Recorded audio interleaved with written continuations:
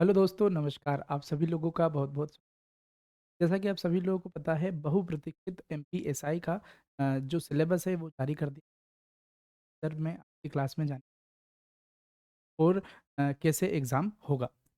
तो जैसा कि आप लोग देख पा रहे हैं, मध्य प्रदेश राजपत्र जो है 24 जनवरी 2025 को मध्य प्रदेश सरकार ने जारी किया है, ठीक है? मध्य प्रदेश सरकार के गृह विभाग ने और इसके अंतर्गत जो है एसआई के बारे में जानकारी दी है। तो उसको आसान भाषा में समझने का प्रयास करेंगे। ये जो मतलब पीडीएफ और अपडेट्स के लिए, क्लास के अपडेट के लिए ये दोनों टेलीग्राम चैनल है हमारे, इनको आप जॉइन कर सकते हैं स्कैन करके। तो देखो, पद है कौन-सा?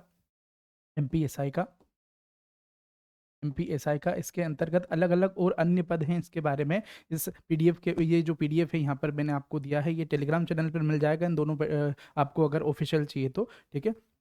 उसके अलावा ये वाली पीडीएफ भी चाहिए तो ये भी मिल जाएगी। तो ठीक है, एमपीएसआई का तो इसके अंतर्गत एक गैर तकनीकी पद है और उसमें अन्य जो है तकनीकी पद है, ठीक है? तो गैर तकनीकी पद में जो है सूबेदार का पद है और अगर तकनीकी पद में देखेंगे तो एसआई रेडियो, आयुध, फोटो, परीक्षाधीन दस्तावेज और फिंगरप्रिंट, ठीक है? और उप निरीक्षक में विशेष सशस्त्र बल, जिला कार्यपालिक बल और विशेष शाखा, ठीक है? ये पदों के बारे में इसमें जानकारी दी गई है, ठीक है? अगर आवेदन के समय कौन-कौन सी सावधानी बरतनी है उनके बारे में देखो, अभ्यर्थी को भर्ती के लिए आवेदन पत्र में पदों का नाम देते हुए विशिष्ट रूप से वरीयता का उल्लेख करना होगा। मतलब वरीयता मतलब प्राथमिकता का उल्लेख करना होगा कि इसमें से आपको कौन-सा पद जो है प्राथमिक तौर पर भरना है, ठीक है? उसके बाद में तकनीकी पदों हेतु तकनीकी पदों हेतु केवल ऐसे अभ्यर्थियों के नाम पर विचार किया जाएगा जो तकनीकी पदों के पदवार अर्हता रखते हो। मतलब सीधी बात है, अगर आप योग्य होंगे, आपके पास में सारी क्या है, जितने भी उसमें जो योग्यता दे रखी है, एलिजिबिलिटी दे रखी है, वो अगर आपके पास में है, तो आप ये पद भर सकते हैं और फिर वो क्या है, विचार किया जा सकता है। और गैर तकनीकी समूह जो है, गैर तकनीकी समूह के लिए आवेदन करने वाले उम्मीदवार अतिरिक्त रूप से तकनीकी पदों के समूह में से केवल एक के लिए आवेदन कर सकते हैं, ठीक है? चलिए, तो अब परीक्षा जो है पहली बार ऐसा हो रहा है कि भाई प्रीलिम्स फिर मेंस, ठीक है? मेंस के बाद में फिर यहाँ पर शारीरिक परीक्षा होगी, उसके बाद में मतलब दूसरे चरण में ही मेंस के बाद में मेंस के पास जो मेंस में पास होंगे उनके लिए शारीरिक परीक्षा होगी, उसके बाद में फिर इंटरव्यू होगा और फाइनल सिलेक्शन होगा। देखो, प्रथम चरण में यहाँ पर प्रारंभिक परीक्षा रखी गई है, प्रारंभिक परीक्षा, फिर द्वितीय चरण में मुख्य परीक्षा, है ना? जो कि 600 अंक का होगा और इसी के साथ में जो इसमें पास हो जाएँगे उसके लिए शारीरिक परीक्षा जो कि 100 अंकों की यहाँ पर होगी और फिर इनमें पास हो जाएगा तो फिर तीसरा चरण होगा वो साक्षात्कार और फिर जो है अंतिम रूप से यहाँ पर क्या है, चयन हो जाएगा। तो देखो, जो प्रारंभिक रूप है वो जो प्रारंभिक परीक्षा है वो बहुविकल्पी होगी, 2 प्रश्न रहेंगे और केवल ये क्वालीफाइंग होगा।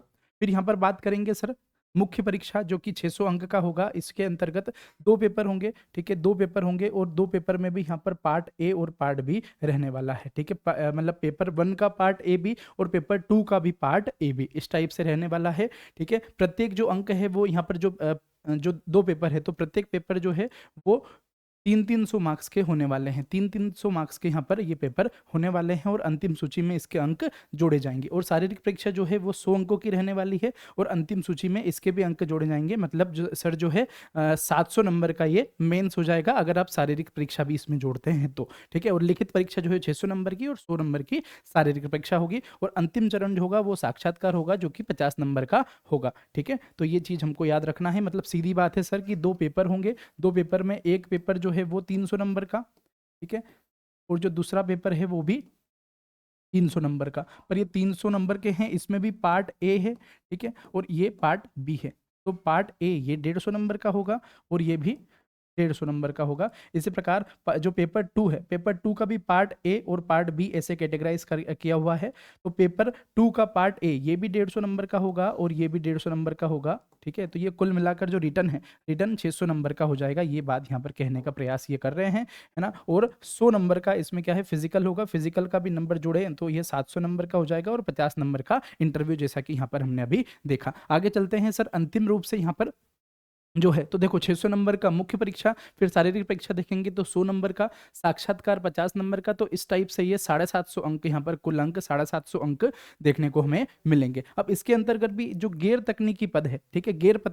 तकनीकी पदों हेतु तो अंतिम मेरिट सूची यहाँ पर 750 नंबर पर निर्धारित होगी। पर अगर आप तकनीकी पद से कोई यहाँ पर जो है इसमें फॉर्म भर रहे हैं तो मेरिट लिस्ट में 750 नंबर तो ये वाले रहेंगे, 600 मेंस के, 100 नंबर शारीरिक परीक्षा के, साक्षात्कार के 50 नंबर, तो टोटल मिला के ये जो है 750। पर अगर आप तकनीकी पद हेतु भर रहे हैं, अगर इस ये आपके पास में क्या है, योग्यताएं हैं, ये विषय है आपके पास में, आप एलिजिबल हो इन पदों के लिए, ठीक है। जैसा कि मैंने आपको पहली स्लाइड में बताया था तकनीकी पद कौन कौन से होंगे, तो उसमें जो है आपको 300 नंबर का तकनीकी आधारित जो विशेष परीक्षा लिखित होगी, जो भी मतलब आप सब्जेक्ट का होगा, उस सब्जेक्ट का यहाँ पर क्या है, तकनीकी आधारित विशेष लिखित परीक्षा होगी। तो ये 750 तो ये और 300 नंबर और जुड़ जाएंगे, तो इस प्रकार 1050 अंक का होगा जो तकनीकी पद के लिए फॉर्म डालेंगे, ठीक है। तो ये चीज थोड़ा समझने योग्य लायक यहाँ पर होगा। अब देखो प्रारंभिक परीक्षा, मुख्य परीक्षा, तो इनका पैटर्न कैसा रहने वाला है वो हम यहाँ पर देखें। तो अभी नोटिफिकेशन नहीं आया है, ना ही अभी वैकेंसी आई है, ठीक है, अभी केवल सिलेबस जारी किया है।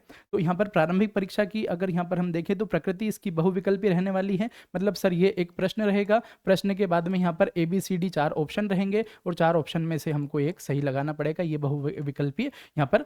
और ऋणात्मक अंक नहीं होंगे, मतलब नेगेटिव जो है, नेगेटिव मार्किंग इसमें नहीं होगी, ये बात याद रखिएगा। प्रश्न पत्र कितने होंगे, तो प्रारंभिक परीक्षा में प्रीलिम्स में एक ही होगा, क्योंकि अगर हम देखें दूसरी एग्जाम, अगर प्रीलिम्स की MPPSC की बात करें या UPSC की बात करें, तो पेपर 1 पेपर 2 होता है प्रीलिम्स में, तो सर वो होगा क्या, तो यहाँ पर केवल एक ही प्रश्न पत्र होगा। प्रश्नों की संख्या कितनी होगी, तो 100 प्रश्न यहाँ पर होंगे। 2 घंटे हमें समय मिलेगा और संभवतः यहाँ पर 100 अंक का ये होगा, ठीक है। अगर 100 प्रश्न है तो अगर 1 नंबर का हुआ तो भाई 100 अंक होंगे, या 2 नंबर का होगा तो 200, क्योंकि हम नेगेटिव मार्किंग नहीं है तो कोई दिक्कत आने वाली नहीं है, ठीक है।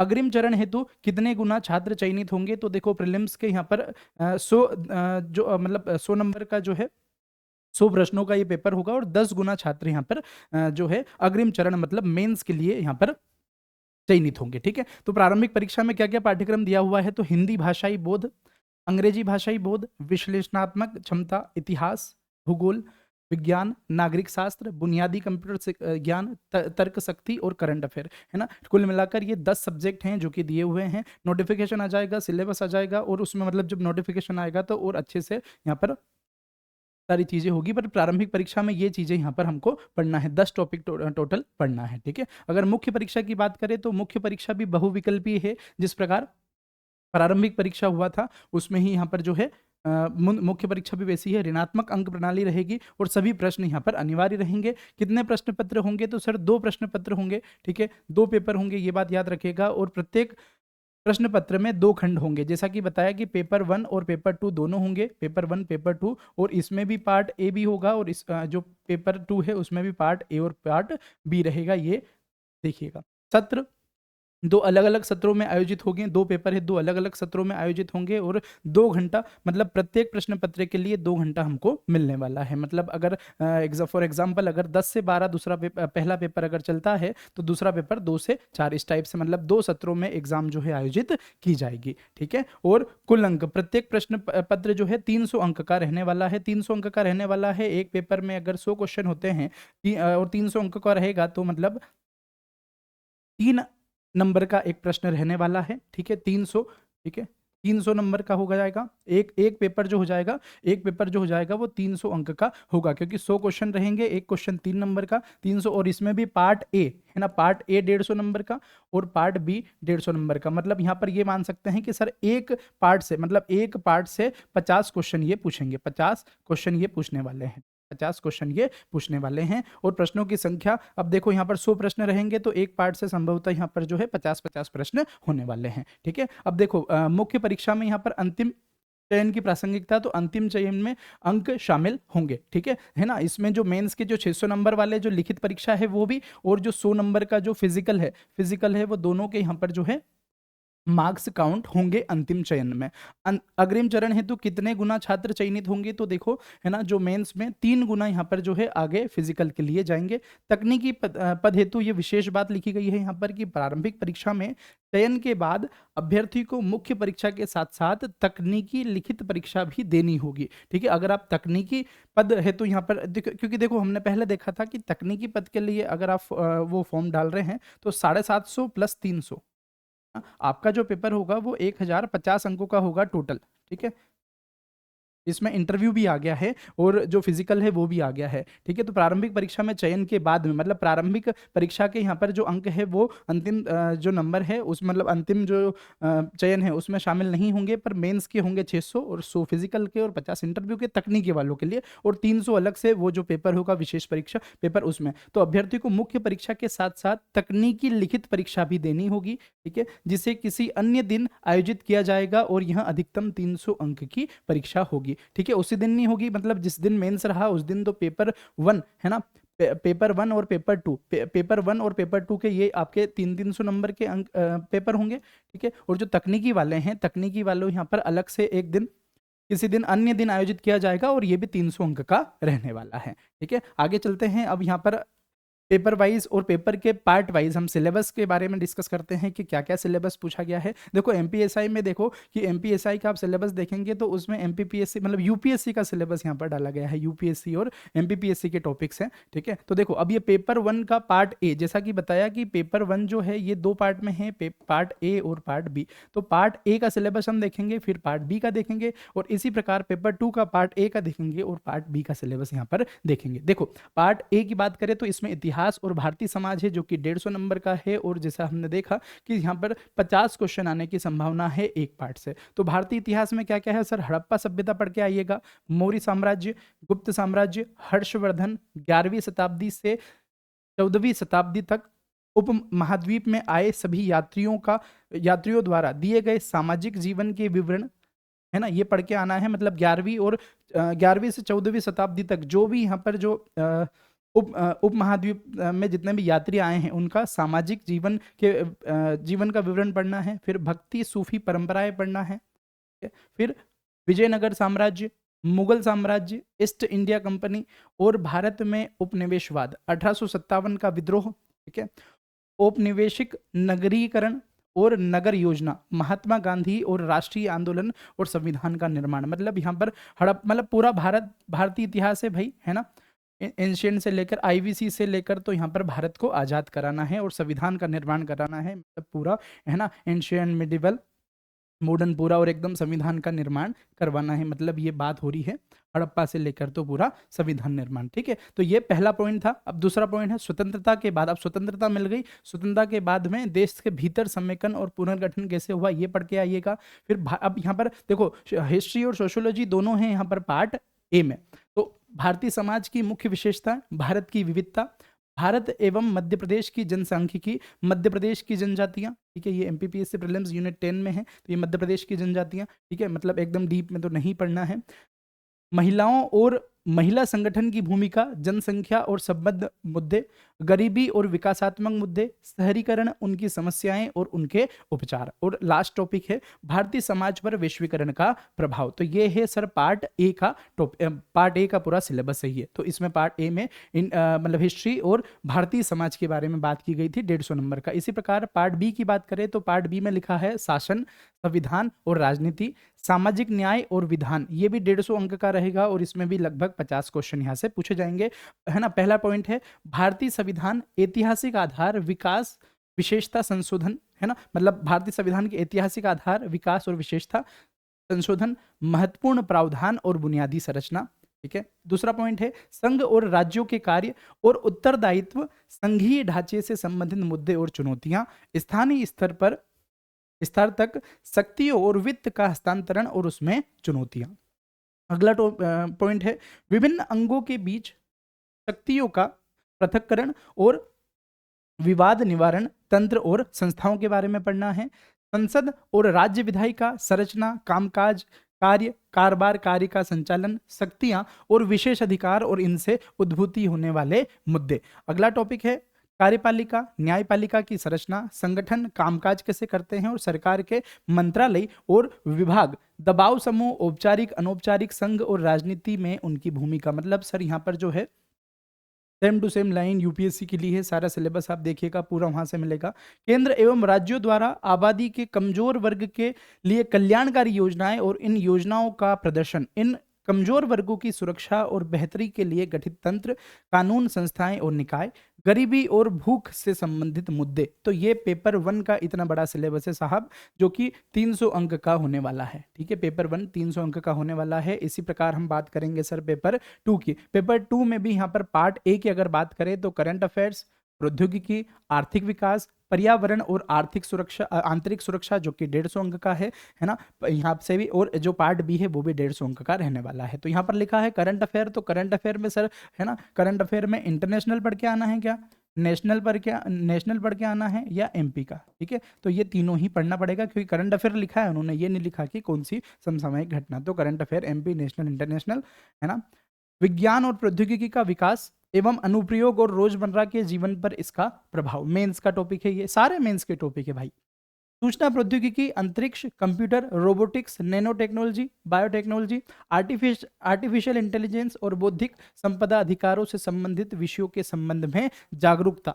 ठीक है, एमपीपीएससी प्रीलिम्स की अगर बात करें तो यूनिट नंबर 9, संरक्षण, पर्यावरण प्रदूषण और क्षरण, पर्यावरण प्रभाव का आंकलन कैसे करना है ना, कैसे करते हैं, ये पढ़ के आना। इसके बाद में भारतीय अर्थव्यवस्था और योजनाएं, संसाधनों को जुटाने, प्रगति, विकास तथा रोजगार से संबंधित विषय, नवीन तकनीकी जैसे सूचना और संचार तकनीकी, सुदूर संवेदन, अंतरिक्ष, जीआईएस और जीपीएस, जैव विविधता, नैनो तकनीकी, पुलिसिंग, यातायात, स्थानिकी नियोजन, गृह एवं क्रीड़ा आदि क्षेत्र में इसके अनुप्रयोग। पेपर 3 का सिलेबस दिख रहा है सर, ये तो बहुत सारे टॉपिक है ना।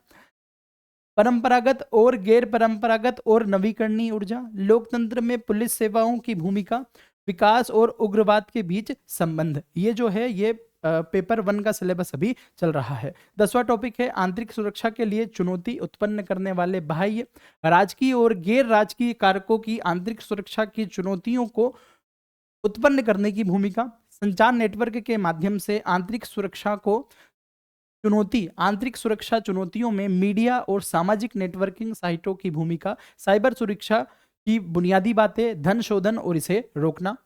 अगला टॉपिक है बाह्य व आंतरिक सुरक्षा के मुद्दे, अगला है संगठित अपराध और आतंकवाद के बीच में संबंध। तो ये जो है पेपर 2 के पार्ट ए का इतना बड़ा सिलेबस है। अब बात करेंगे जो पेपर 2 का पार्ट बी है, जो कि तर्क और अंकों की व्याख्या से संबंधित है। 150 अंक का है। इसके अंतर्गत जो है आपको देखने को मिलेगा मैथ्स के टॉपिक्स, आधार संख्याएं और सांख्यिकी, अंक और उनके संबंध, प्रायिकता, आंकड़ों का प्रबंधन एवं व्याख्या, चार्ट, ग्राफ, तालिका, तथ्याकी, पर्याप्तता आदि, माध्यम आदि का बहुलक और मानक विचलन। ठीक है, पेपर 3 के ही टॉपिक चल रहे हैं अगर देखेंगे तो।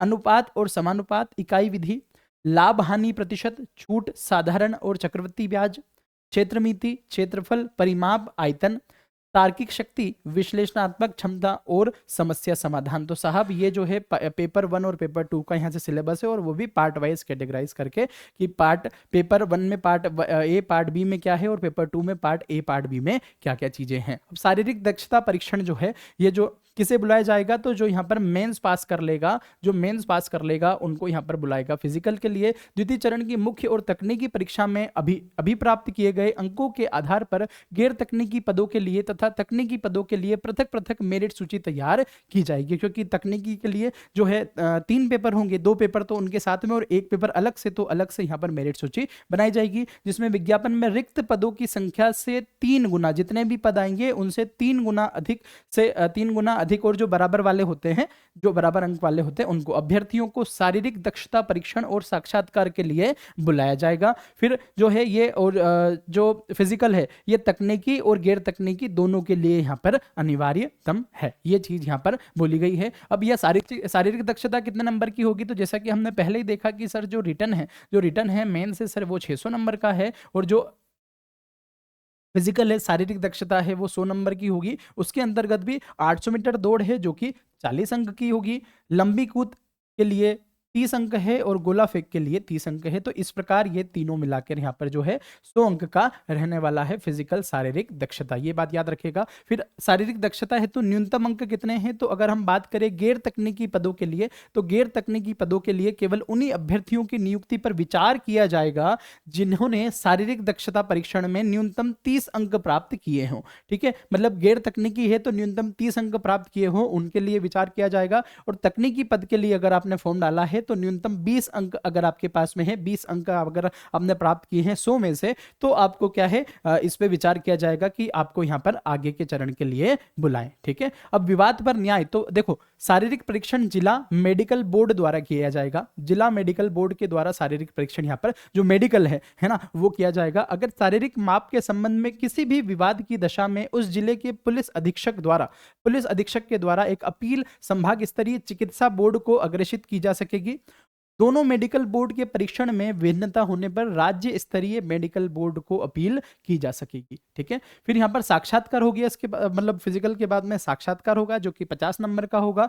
कौन देंगे, तो द्वितीय चरण के अभ्यर्थी जिन्हें शारीरिक परीक्षा में न्यूनतम है ना मतलब जो फिजिकल यहाँ पर पास कर लेंगे, फिजिकल पास कर लेंगे। और फिजिकल पास में भी कितने कि अगर आपने तकनीकी से फॉर्म डाला है तो न्यूनतम आपके 20 अंक होने चाहिए। और अगर गैर तकनीकी से अगर आप अपने गैर तकनीकी से फॉर्म डाला है तो 30 नंबर यहां पर मिनिमम रहने चाहिए। तो आपको क्या है साक्षात्कार के लिए बुलाएंगे जो कि 50 नंबर का होगा, है ना। और अर्हताएं क्या क्या है ये इंपॉर्टेंट है भाई कि है ना कौन फॉर्म डाल सकते हैं, सर हम 12वीं में हम फॉर्म डाल सकते हैं कि नहीं, है ना। तो वो सारी चीजें तो देखो यहाँ पर जो है सूबेदार का फॉर्म डालना, जैसा कि यहाँ पर देखा था गैर तकनीकी, तो किसी भी मान्यता प्राप्त विश्वविद्यालय से स्नातक की उपाधि या उसके समतुल्य, मतलब सर बात हो रही है कि हमारा ग्रेजुएशन कंप्लीट होना चाहिए तो सूबेदार का फॉर्म डाल सकते हैं। फिर है उप निरीक्षक, और इसमें जिला कार्यपालिक बल महिला उप निरीक्षक को सम्मिलित करते हुए, मतलब महिला उप निरीक्षक को भी सम्मिलित करते हुए, तो तदेव मतलब सीधी बात है कि भाई है ना ऊपर जैसे ही कि इसमें भी आपके पास में डिग्री होगी, आप